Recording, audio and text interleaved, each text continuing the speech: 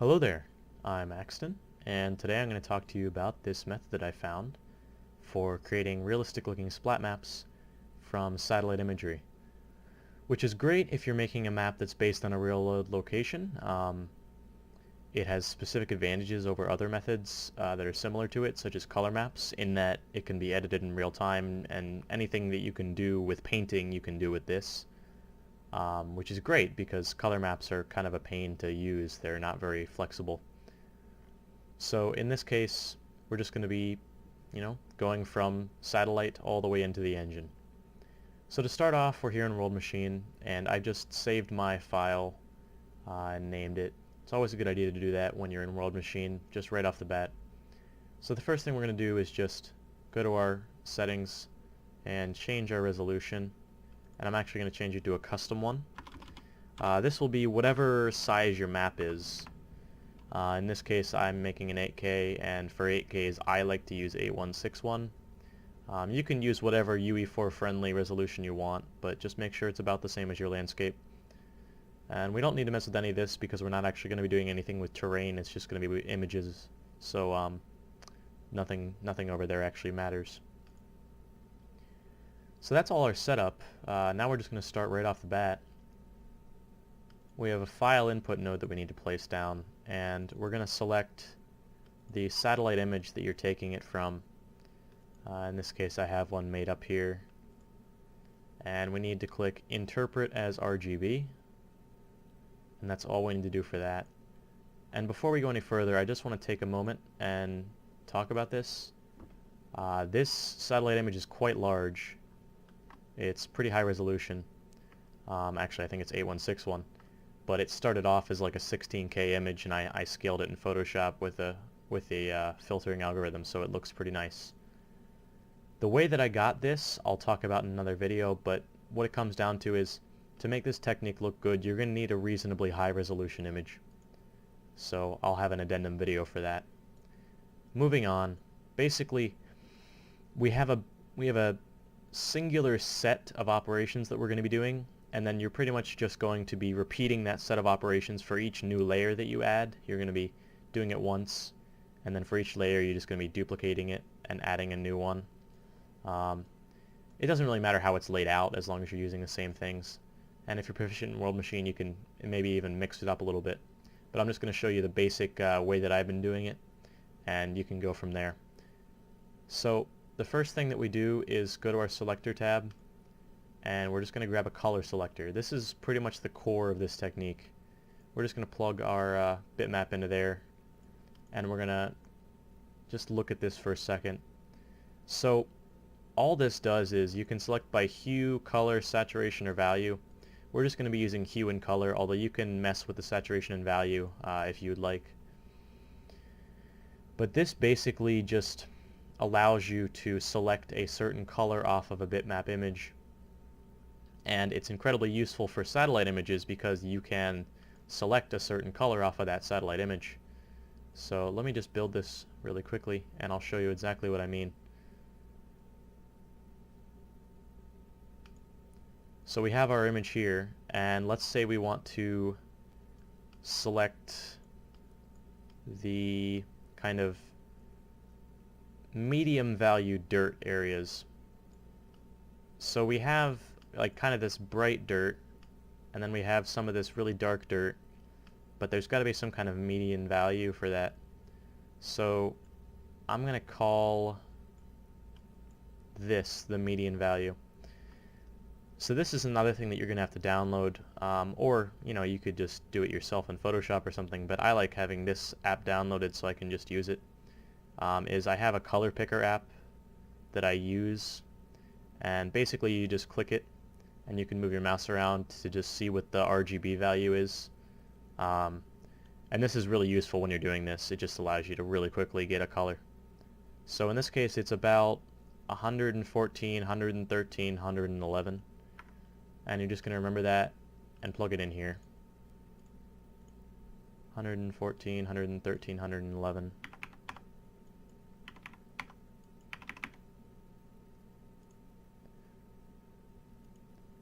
And now that we have that, you can see there's a lot more being selected over here. and you can adjust the fall off accordingly. I would say don't make it too high of a fall off or too low a fall off. Just try to find a good value where you have black blacks and pretty white whites in your image, and you'll be able to preview it better with this view mode. But that pretty much matches up with what we're trying to do. And a good thing that you can do as well is when you're in World Machine here, you can just switch between your file input and the selector to see what's being selected. And that ends up being very helpful because you can quickly understand exactly what's being selected there. Then we're just going to go to the Filter tab and grab a blur node and place that down. And connect it up. And then we're just going to open it. It's going to stay as Gaussian, but we're just going to uncheck Scale Independent. And this is where a little bit of kind of personal preference comes in. I'm going to set this to 4. This will depend on your resolution. For 8161, 4 seems to be a good number, but generally the idea is you're trying to blur it without getting rid of the details. You just want to get rid of some of the noise and make it a little less sharp. And that's what we're doing here. So if you notice, we can zoom in and we're just getting rid of some of that harsh noise in the image. But there's still, like, you can still see the lines in between the fields, and you can still see just the kind of the individual details of the image. And like I said, it depends on the resolution that you're going for. So you'll just have to do that manually and kind of get an eye for it. And then the last thing we're going to put it through is just a bias gain. And this is pretty much just a simple way to kind of up or down the contrast and lightness of it. So if you want to boost a certain layer, you can. I'm not going to unless I really need to, and you don't quite know if you need to yet. So that's the basis for this. And actually that's all you need to know. You could just go through and do that for every color you want and then use it in UE4.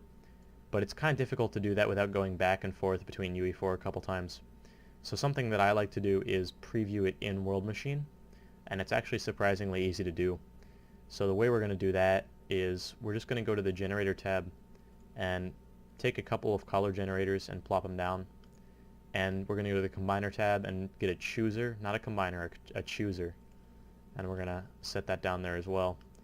And then we're just going to plug these color generators into the chooser. And we're going to put the output of the bias gain into the Control-C of the chooser.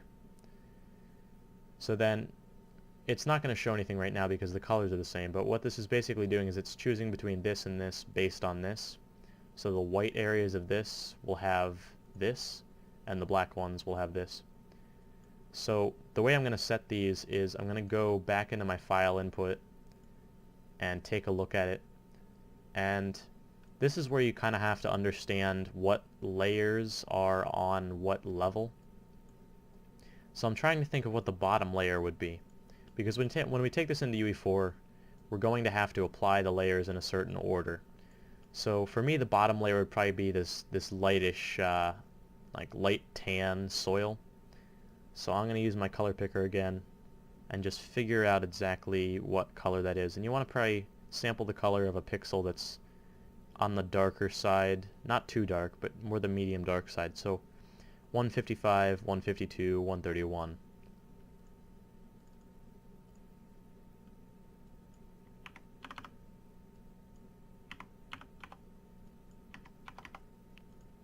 And there we go. And then I'll do the same for the kind of darker color. But because I've already started sampling a color, I can just go back here and look at these settings and copy those over. So 114, 113, 111.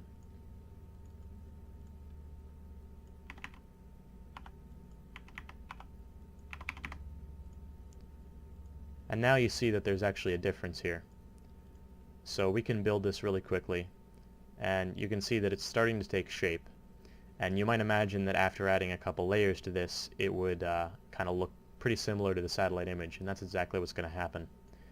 So I'm just going to add 2 more of these, and we'll do a quick experiment to see how they work. So in this case, I'm just going to go here and here. And then this one is going to be the probably dirt or grass, either one. This is just going to be kind of dark dirt and grass. So let's say this one is the dark dirt, and we're going to have to go find the color for that.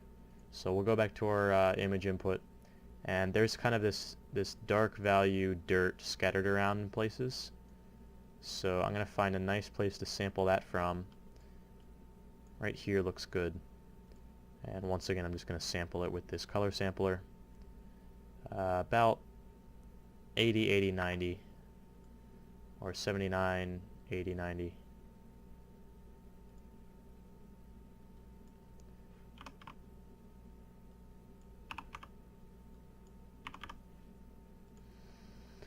And this color might not look the same as this color did to you, and that's because there's context here. So this looks kind of brownish here, but then when I go to this sampler, it's gray. So that doesn't quite make any sense, but it's just because when there's other colors surrounding it, it can look a lot different. So we're just going to duplicate the chooser, and we're going to plug the output of this one into the input of this, and we're going to make a duplicate of this and add it to there, and then we're just going to plug this in as our mask, just as we did with the other one. And basically this is just going to be adding a new layer to it. So we're going to be copying this color, which is 79, 80, 90, over to here.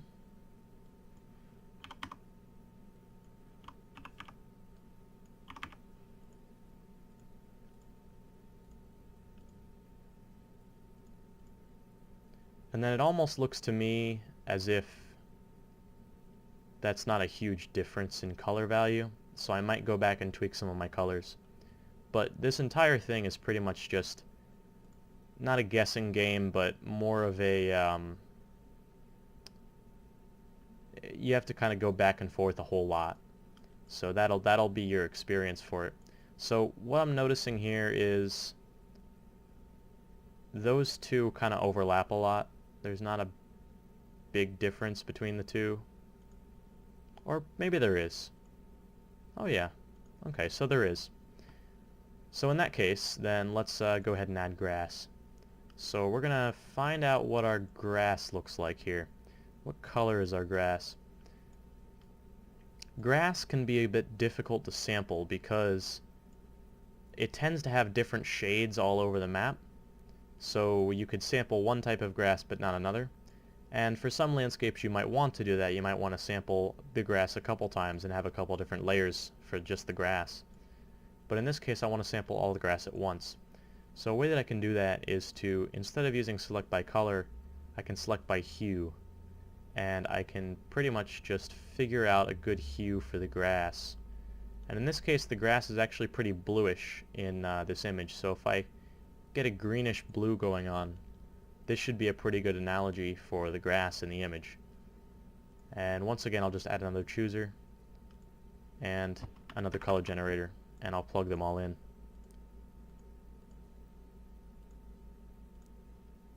And for this color generator I am actually going to sample somewhere on the grass just to have an approximation so I can look at it myself.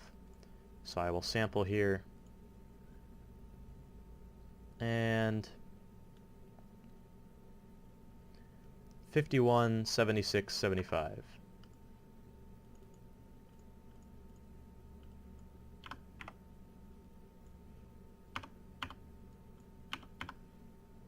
And you'll see it's actually pretty bluish, but in the image it looked green.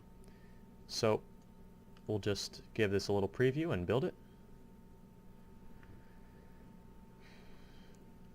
And those color differences are things that you're going to have to take into account when you're doing it in the editor as well.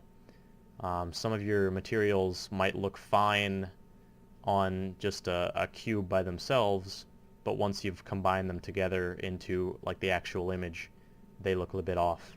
So you need to consider that. But at this point, you'll notice that it's looking pretty okay. There's not much more to it than just simply tweaking and going back and forth over and over again. What looks good at one point might look a little bit weird after you've changed a couple settings. So it's kind of just a balancing game. You'll have to balance it over and over and over until you've got something that you're happy with. Even now, like, I had a much better result a couple minutes ago from this than I do now, and it's mostly just because a couple minutes ago I had been spending a lot of time tweaking the values, and with this I haven't tweaked them at all. But that's pretty much all there is to it.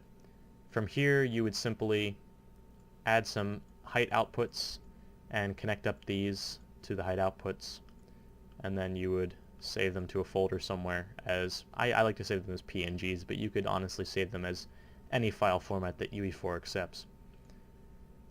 And then from there, pretty much all you have to do is just go into a level. I've created an empty one here, and what you're going to do is go to your modes tab, and under terrain you're going to go to paint, and you're just going to choose some layers that you think accurately represent the colors that you were going for, and we're just going to fill the bottom one so that way it's 100% covered. And this is pretty similar to what my other tutorials have mentioned as well, so it shouldn't be very foreign to you if you watch those. But you're going to have a bottom layer that's filled, and then you're just going to import them in the order that you wanted them to be in. So in this case, light dirt goes first, and then it's dark dirt, and then it's grass. So it'll just take a second for them to import, but you kind of get the idea. There's that. Then we're going to import from that.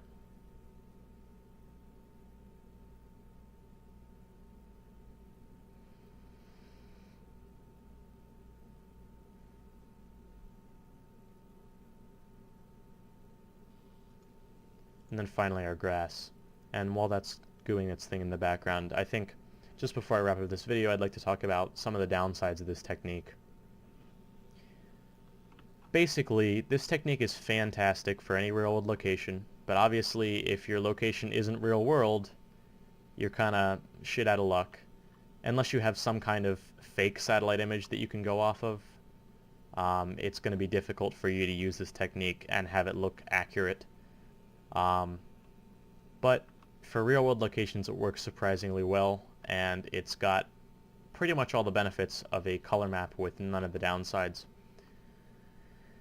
The big issue with it is you can see here these areas. Let's go back into World Machine real quick.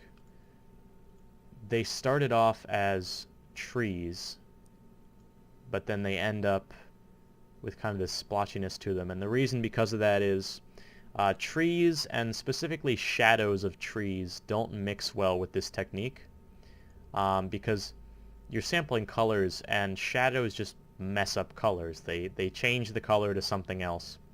So when you have shadows like that, and over here, you'll notice that they get put into the not available category, the very bottom layer that is solid, because there is no sampling of the color. And there's a couple ways around this. Some people have discussed to me that maybe you can put the image, the first image, through a Photoshop filter first to get rid of some of the shadows. Or the other possibility that I've thought of is just to sample the shadow color and just kind of add something there, like add grass and all the shadows. But it's still not a really good solution in that case, so the photo filtering technique sounds promising, but I can't really speak on it. So if anybody else has a good idea for that, just contact me about it. I'd like to know as well. But besides that, it works surprisingly well with everything. Buildings could be a problem. In the Middle East, they're not, because in the Middle East, the buildings tend to be about the same color as the ground. So they just kind of get put in with the ground, and that's fine, because in Squad, you want the ground underneath the buildings to just be ground. You don't want it to look like some weird color. But for different climates, there might be a big difference in that, like you might have black roofs or something, and that would pose an issue. So I'm not entirely sure how you would get around that. I think with just creative sampling and maybe some image editing beforehand, you won't have an issue with that, really. It really just comes down to how much time you want to put into tweaking it. And I think with a good amount of time tweaking it, this method is absolutely fantastic. So I hope you learned something. Have a good day.